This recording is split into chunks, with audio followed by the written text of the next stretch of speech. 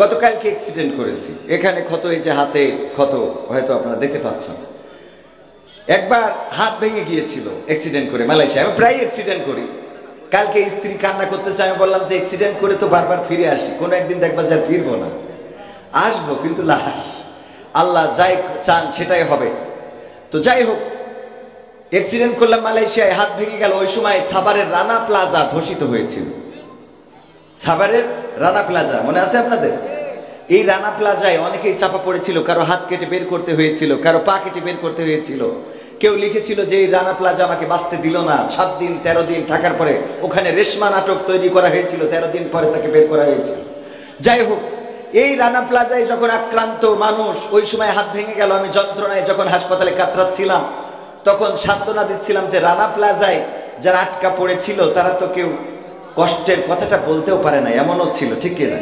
আমি তো হাসপাতালের বিছানায় বলতে পারছি। কালকে অ্যাক্সিডেন্ট করার পরে আমার ভাইয়ের সাথে কথা বলেছি, ভাই জানেই না যে আমি অ্যাক্সিডেন্ট করেছি। বললো যে আমি যখন কথা বললাম আপনার সাথে, আমি তো বুঝতেই পারলাম না যে আপনি অ্যাক্সিডেন্ট করেছেন। আপনি আমার বললেন যে ভাই গাড়ি নিয়ে যাইতে হবে, একসাথে যাবো ইনশাআল্লাহ। তারপরে ফেসবুকে দেখলাম আপনি অ্যাক্সিডেন্ট করেছেন। আমি এখনো যেটা আমার সান্ত্বনা সেটা হলো যে এটা তো সামান্য ক্ষত। আমার ফিলিস্তিনি ভাইদের যে ক্ষত, ছোট ছোট বাচ্চা শিশু, তারা জানেই না তাদের অপরাধ কি। কারো পা নাই, কারো হাত উড়ে গেছে, কারো ভাই মারা গেছে, কারো বোন মারা গেছে। ছোট্ট বাচ্চা শিশুটা দুধের জন্য কাতরাচ্ছে, মা নাই, বাবা নাই। এই বাচ্চা শিশুগুলো হাসপাতালের বিছানায়, যেখানে চিকিৎসা দেবে সেই হাসপাতালেও আবার বোমা নিক্ষেপ করা হচ্ছে। 5 লক্ষ মানুষের পানি যেখান থেকে বন্টন করা হতো সেই জায়গাটা তারা ধ্বংস করে দিয়েছে। এখন 5 লক্ষ মানুষ সেখানে পানি পান থেকে বঞ্চিত হচ্ছে। খাবার নাই, রমজানের মাস পড়া থেকে শুরু করে তারা ত্রাণটা বন্ধ করে দিয়েছে ইসরায়েল সরকার। খাবার নাই, পানি নাই, উপরের বোমা, নিচে আক্রান্ত, চিকিৎসা নেওয়ার জায়গা নাই। এই অবস্থার মধ্য দিয়ে তাদের দিন যাচ্ছে। আর আমার তো সামান্যই ক্ষত, এইটা দিয়ে যদি আমি বলি ওরে বাবা রে, মরলাম রে, গেলাম রে, হইল? কথা কয় না, হইল? কি জবাব দেব আল্লাহর কাছে? কি জবাব দেবেন আপনারা? কি জবাব দেবে এই মুসলিম বিশ্ব? কি জবাব দেবে আরব সৌদি? কি জবাব দেবে কুয়েত, কাতার? কি জবাব দেবে তুরস্ক? কি জবাব দেবে মিশর? কি জবাব দিবে পাকিস্তান? কি জবাব দিবে বাংলাদেশ? যেই মুসলমানদের উপর আক্রমণ হয়েছে, যদি মুসলিম বিশ্ব একযোগে প্রতিবাদ করে, তাহলে ইসরায়েল রাষ্ট্রটা মানচিত্রে তো নাই, মানচিত্রে যতটুকু জায়গা দখল করে আছে সেই জায়গাটা নিশ্চিহ্ন করে দেওয়া সম্ভব। বলেন ঠিক কি?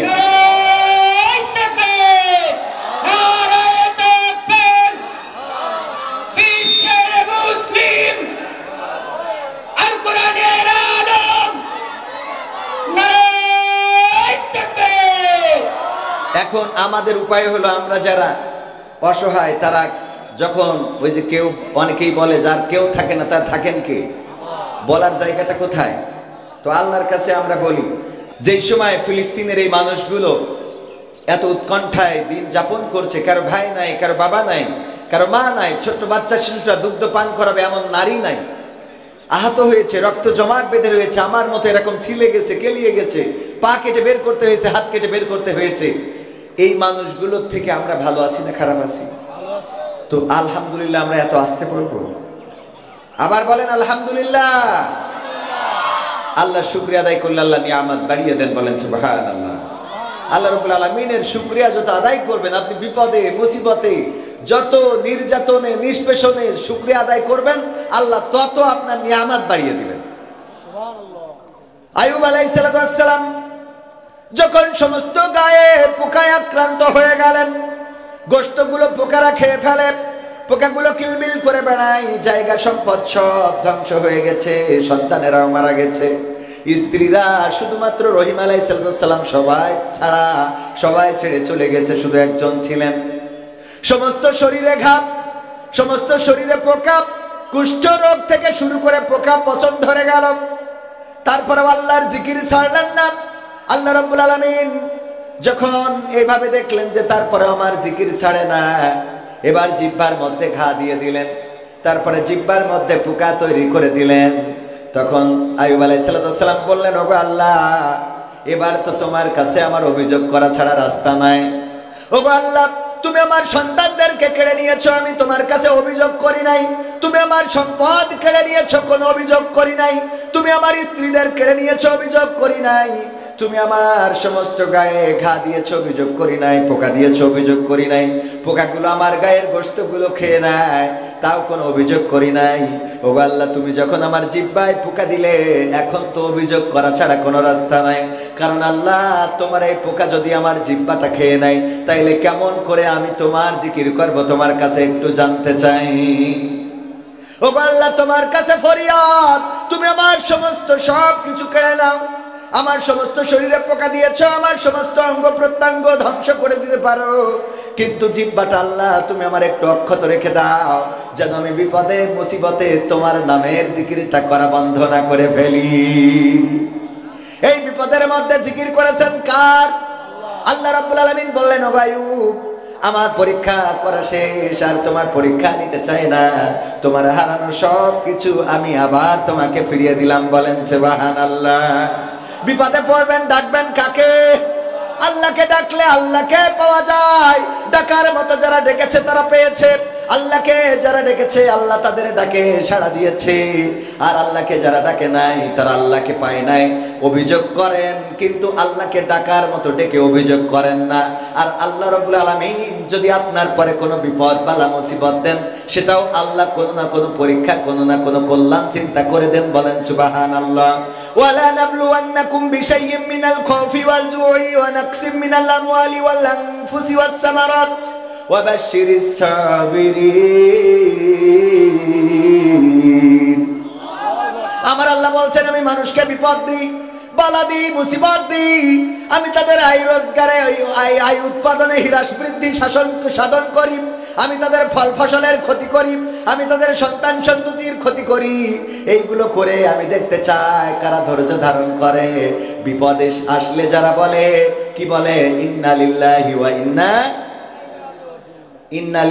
ওয়া ইন্না ইলাইহি রাজিউন। আমরা আল্লাহর তরফ থেকে এসেছি এবং আবার আমাদেরকে কোথায় ফিরে যাওয়া লাগবে। এই কথা যারা বলে আল্লাহ তাদের উপরে সন্তুষ্ট হয়ে যান। আল্লাহ বলছেন, উলাইকা আলা হুদাম মির রাব্বিহিম ওয়া উলাইকা হুমুল মুহতাদুন। আল্লাহ রাব্বুল আলামিন তাদের উপরে রহম করেন। আল্লাহ রাব্বুল আলামিন তাদের ব্যাপারে সফল কামের ঘোষণা দিয়েছেন। আল্লাহ রাব্বুল আলামিন বলেছেন, তারাই হেদায়েতের পরে প্রতিষ্ঠিত রয়েছে, যারা বিপদে মুসিবতে পড়লেও আল্লাহকে ডাকা ছেড়ে দেয়। আল্লাহকে ডাকা কি ছাড়া যাবে? বিপদে আপদে মুসিবতে, জুলুমে, নির্যাতনে, নিষ্পেষণে, অ্যাক্সিডেন্টে, দুর্ঘটনায় রক্ত ঝরুক না ঝরুক, সর্বাবস্থায় আমরা বলবো কি? আলহামদুলিল্লাহ। কি বলবো? আলহামদুলিল্লাহ। আল্লাহ খুশি। তুমি যদি আমাকে কষ্ট দিয়ে খুশি থাকতে চাও, আপত্তি নাই। ওই আব্দুল কাদের জিলানী রাহিমাহুল্লাহর মতো বলতে হবে, ওগো আল্লাহ, পরকালের ময়দানে তুমি যদি আমার জান্নাতে দাও, পরকালের ময়দানে তুমি যদি আমার জান্নাতে দাও।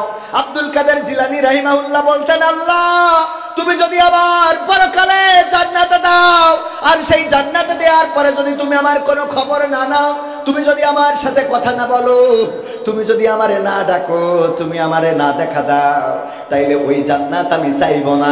বরং তুমি যদি আমারে জাহান্নামে দাও, দেওয়ার পরে যদি জিজ্ঞাসা করো, আব্দুল কাদের জিলানী, এখন তুমি কেমন আছো, জাহান্নামে তোমার কেমন লাগে, যদি তুমি জান্নাতে রেখে আমার সাথে কথা বলো, আল্লাহ আমি ওই জান্নাতের থেকে জাহান্নামটাই বেছে নেব। আমি জান্নাতের থেকে জাহান্নামটা বেছে নেব, কারণ তুমি আমার সাথে কথা বলবা, তুমি আমার খোঁজ নিবা, তুমি আমারে দেখা দিবা। ও আল্লাহ, তোমার জন্য নিবেদিত প্রাণ হতে চাই। আমার ইব্রাহিম আলাইহিস সালাম বলেছিলেন, ইন্নী ওয়াজ্জাহতু ওয়াজহিয়া লিল্লাযী ফাতারাস সামাওয়াতি ওয়াল আরদ হানিফান ওয়া মা আনা মিনাল মুশরিকিন। ইব্রাহিম আলাইহিস সালাম বললেন, আল্লাহ, আমি আমার মুখটা ঘুরিয়ে দিলাম সেই দিকে। এই আসমান জমিন যিনি সৃষ্টি করেছেন, এর মধ্যে যা কিছু আছে সব কিছুর মালিক যিনি, স্রষ্টা যিনি, আমি তার দিকে মুখ ঘুরিয়ে দিয়ে ঘোষণা করে দিলাম, আমি কোনো মুশরিকদের অন্তর্ভুক্ত নই। আমি আওয়ামী লীগের না, বিএনপির না, জামাতের না, জাসদের না, বাসদের না, হেফাজতের না। আমি এক আল্লাহর জন্য নিজেকে সমর্পণ করে দিলাম। এই কথা বলার পরে আল্লাহ রাব্বুল আলামিন ইব্রাহিম আলাইহিস সালামের রক্ষা করেছেন না করে নাই? করেছে কিনা? এই জন্য আল্লাহ শিখিয়েছে আমাদের বিশ্ব নবীর মাধ্যমে, বলেছে, ওগো বিশ্ব নবী, তুমি তোমার উম্মতদের জানিয়ে দাও, কুল ইন্না সালাতি ওয়া নুসুকি ওয়া মাহইয়ায়া ওয়া মামাতি লিল্লাহি রাব্বিল আলামিন। আল্লাহর নবীকে জানিয়ে দিলেন, বলো, বলতে বলো, তুমিও বলো, তোমার উম্মতদেরকেও বলো, তারা বলুক, কুল ইন্না সলাতি, নিশ্চয় আমার নামাজ, আমার সালাত, ও নুসুকি আমার কুরবানি, ও মাহইয়া আমার জীবন, ও মামাতি এবং আমার মরণ, লিল্লাহি রাব্বিল আলামিন। কার জন্য? আল্লাহর জন্য। আমাদের কষ্ট, আমাদের দুঃখ, আমাদের বেদনা, আমাদের নামাজ, আমাদের সালাত, আমাদের কুরবানি, আমাদের ত্যাগ, আমাদের দান, আমাদের ফিতরা, আমাদের মাহফিল শোনা, আমাদের মাহফিল না শোনা, সবকিছু কার জন্য? আল্লাহর জন্য। যদি আমরা করতে পারি, আল্লাহ রাব্বুল আলামিন আমাদের অভিভাবক হয়ে যান, আল্লাহ রাব্বুল আলামিন আমাদের উপরে খাস রহমত বর্ষণ করে দেন, আমাদের বিপদে মুসিবতে তিনি পাশে থাকেন, দুনিয়ার জীবনে কল্যাণ দান করেন এবং আখিরাতের জীবনে মুক্তি দিয়ে দেন কে? আখিরাতের জীবনের মুক্তিটাই হলো বড় প্রাপ্তি, বড় সফলতা। আখিরাতে যদি আমরা আটকে যাই, তার থেকে বিফলতার আছে নাকি? রোজা রমজানের দিন, রোজার মাস, পবিত্র কোরআনের সূরা বাকারার কত নম্বর আয়াত জানো? 283 নম্বর। 183 283, হ্যাঁ 183, 183 নম্বর আয়াত। আল্লাহ বলছেন, ইয়া আইয়ুহাল্লাযীনা আমানু কুতিবা আলাইকুমুস সিয়াম কামা কুতিবা আলাল্লাযীনা মিন ক্বাবলিকুম লাআল্লাকুম তাত্তাকুন। ও ঈমানদার, তোমরা যারা ঈমানের দাবিদার, তারা শুনে নাও, তোমাদের উপরে রমাদানের রোজাকে ফরজ করে দিলাম, যেমন ফরজ করেছিলাম তোমাদের পূর্ববর্তী যত নবী ছিল এবং তাদের যত উম্মত ছিল, তাদের উপরেও এমন ভাবে রোজা ফরজ ছিল। কারো উপরে 1 মাস ছিল, কারো উপরে 2 মাস 3 মাস, কারো উপরে 1 দিন, কারো উপরে 3 দিন 5 দিন 7 দিন, এইভাবে কারো না সব নবীর উপরে এই রোজা ফরজ ছিল। আল্লাহ রাব্বুল আলামিন বললেন, ওদের মতো করেই তোমাদের উপরেও রমাদানের রোজাকে ফরজ করে দিলাম, যাতে তোমরা তাকওয়ার অধিকারী হতে পারো, মুত্তাকি হতে পারো। তাকওয়া মানে খোদাভীতি। কার ভীতি? রমজানের রোজা ছাড়া খোদাভীতি কি প্রকাশ পায়? কে রোজা আছে কে নাই? ইফতারের সময় যে 2খানা প্লেট নিয়ে বসে গেল, জানার কি সুযোগ আছে নাকি? এই যে লোকটা রোজা নাই, তার ইফতারের প্লেট লাগে কয় খান? 2 খান। মাঝখানে বসে আল্লাহর ওলি, মাঝখানে বসে, 2 পাশে 2 প্লেট, আর উনি বসেছে মাঝখানে। এখন সভাপতি চিন্তা করে, মনে হয় কবির বিন সামাদ এই প্লেটের লোক, এই জন্য এইটা বাদ দিয়ে এখান থেকে বসে। আবার ভাইজান এসে মনে করে এই প্লেটের লোক কবির বিন সামাদ, এইটা বাদ দিয়ে এখান থেকে বসে। এবার যেই মুয়াজ্জিন আযান দেয়, আল্লাহু আকবার, আল্লাহু আকবার, দেখো খাওয়ার লোক নেই, একটাই ঢেলে নিয়ে কুপান আছে না নাই? এইগুলো রোজাদারদের কাজ। রোজাদাররা এটা করে, কারণ রোজাদাররা ভয় পায় কার? রোজাদার যারা, তারা যদি দেখে কোনো মানুষ ইফতারি পায় নাই, নিজের ইফতারিটা তারে দিয়ে দেয়। আল্লাহর নবী সাল্লাল্লাহু আলাইহি সাল্লাম বললেন, ওগো আমার সাহাবীরা শুনে নাও, যদি কোনো রোজাদারকে ইফতারি করায়, ইফতারি করানোর কারণে ওই রোজাদার সকাল থেকে সন্ধ্যা পর্যন্ত, সুবহে সাদিক থেকে সূর্যাস্ত পর্যন্ত পানাহার বর্জন করে আল্লাহর সন্তুষ্টির জন্য রোজা রাখলো, কষ্ট করে যতটা সওয়াব পাইলো, শুধুমাত্র সন্ধ্যাবেলা একজন রোজাদারকে ইফতারি করানোর কারণে আল্লাহ রাব্বুল আলামিন ওই সমপরিমাণ সওয়াব এই ব্যক্তির আমলনামায় লিখে দেন। সুবহানাল্লাহ বলা যাবে না? আল্লাহর নবী বললেন, কিন্তু ওই লোকটির সওয়াব থেকে 1 ফোঁটাও কমানো হয়, 1 ফোঁটাও কমায় না। আর আমরা ইফতারি দেওয়ার জন্য লোক খুঁজে পাই না। আমরা আরব দেশে গেলে, মালয়েশিয়ায় গেলে, অন্য দেশে মুসলিম রাষ্ট্রে গেলে দেখতে পাই যে ওই ইফতার নিয়ে দাঁড়িয়ে গিয়েছে রাস্তায়। মানুষ যখন যায়, সাইকেলে যায়, মোটর সাইকেলে যায়, তাদের গাড়িতে, তাদের মোটর সাইকেলে, বাইসাইকেলে, যেভাবেই যায় না কেন, তাদেরকে দাঁড় করিয়ে ইফতার দিয়ে দেয়, নাও ইফতারি করবা, বাড়িতে যাও। আর আমাদের দেশে খালি ধান্দা হলো কত খাওয়া যায়। আবার যদি ইফতারি একটু কমা হয়, তাইলে ওইটা মুখী রোসে না, এখন খিচুড়ি ছাড়া কথা নেই। আমাদের এলাকায় আর যাই হোক খিচুড়ি লাগবে। কি লাগবে?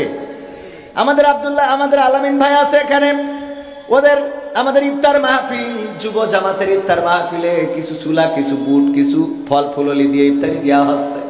সন্ধ্যাবেলা ইফতারের আগে বলছে, ভাই চলে গেলাম। কেন? বলছে খিচুড়ি ছাড়া আসলে বুঝ করতে পারি না। আলামিন ভাই এখানে আছে, ওটা চলে যায়।